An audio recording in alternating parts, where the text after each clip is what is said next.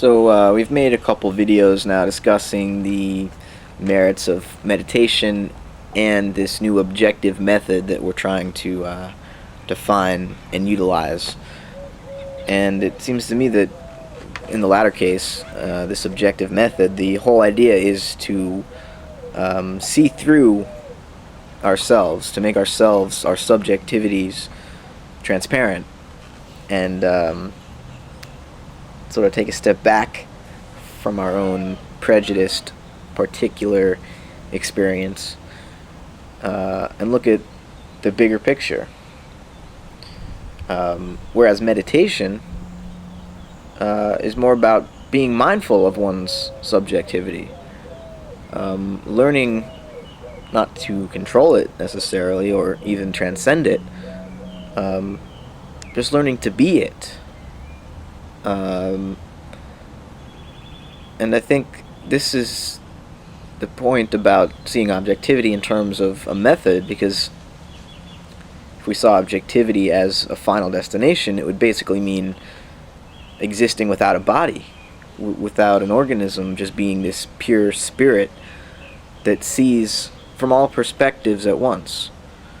To actually have objective truth, you could not see from any perspective. There is no objective perspective if we mean by objectivity something more than a method, than an ongoing attitude to take towards our experience. Because, certainly when we're meditating, trying to become more aware of our bodies and our body's thought process, or our brain's thought process, we're trying to re-embody ourselves, to pay attention to our experience rather than try to get outside of it.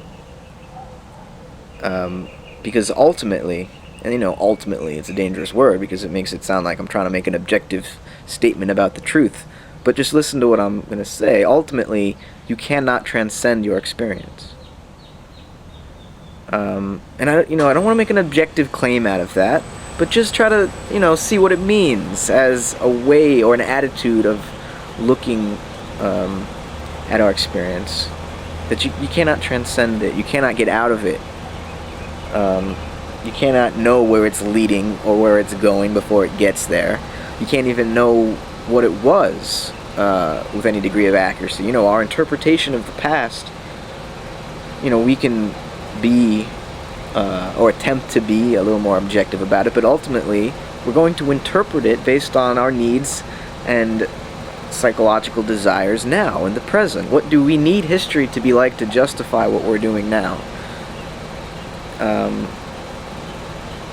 And we can never really escape that. So we're always embedded in our experience. Meditation is a way to be objective about your actual experience and not build these artificial, abstract laws that you think exist independently of your mind or your imagination, but rather to experience reality as it comes to you.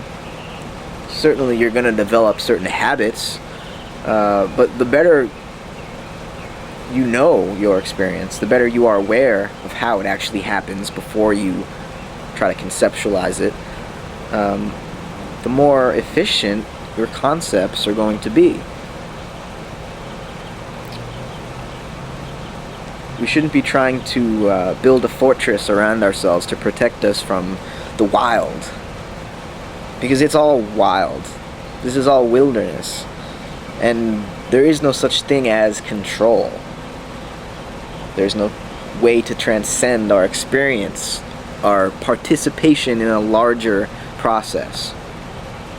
And if we disidentify ourselves with that process, call it nature, reality, whatever you want to say, if we cut ourselves off, if we build a wall, if we try to transcend it, we're going to destroy it and ourselves, because it's almost like chopping off one's head because the